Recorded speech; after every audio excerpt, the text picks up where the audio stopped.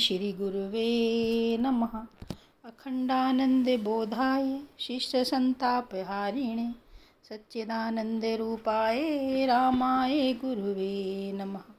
ओम शांति शांति शांति। ओम।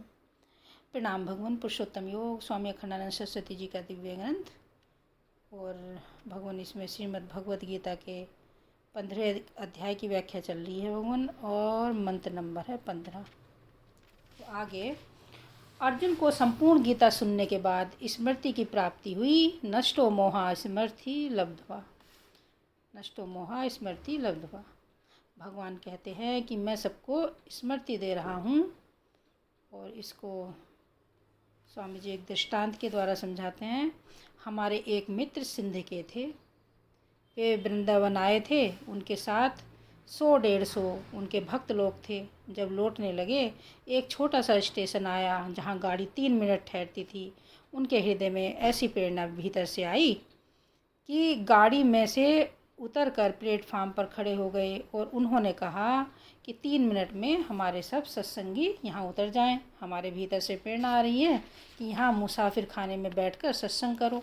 जब 3 घंटे सत्संग कर लोगे तब सब खा पीकर अगली गाड़ी से चलेंगे। सब सत्संगी उतर गए। नारायण, वह गाड़ी जब उस स्टेशन से चली और अगले स्टेशन पर पहुँचने से पहले ही उलट गई। अब उनको किसने बताया? यह नहीं बताया कि गाड़ी उलट जाएगी। ईश्वर तो जरा चोर टाइप का है, भीतर छिपा रहता है।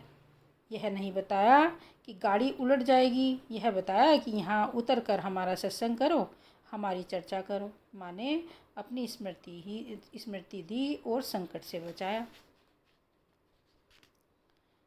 वृंदावन में कोकिल साईं थे। उनसे किसी भक्त ने पूछा कि जब हम लोग चावल में नमक डालने लगते हैं तो भीतर से एक आवाज़ आती है कि इतना डालो तो ठीक रहेगा।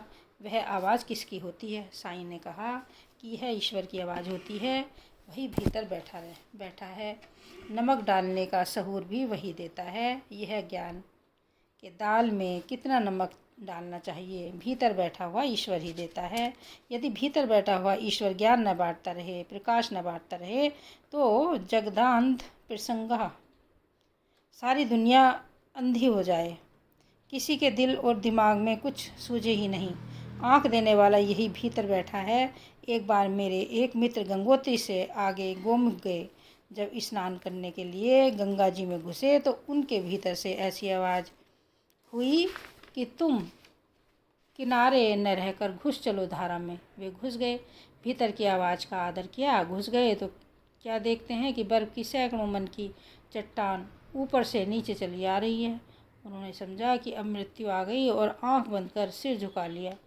उनका ईश्वर पर बड़ा भारी विश्वास, और उन्होंने पुनः ऊपर देखा कि वह चट्टान बिल्कुल उनके ऊपर 1-2 फुट की दूरी पर आते आते 2 टुकड़ों में होकर एक टुकड़ा दाएं गया और एक बाएं गया, और बीच में ज्यों के त्यों सुरक्षित।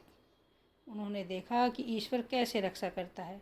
उनके जीवन में एक नया अनुभव हुआ कि इतने भयंकर समय में भी ईश्वर मनुष्य की किस तरह से रक्षा करता है। अब आओ आपको दूसरी दिशा में ले चलें। इसके आगे कल भगवान। ओम शांति शांति शांति। प्रणाम भगवान।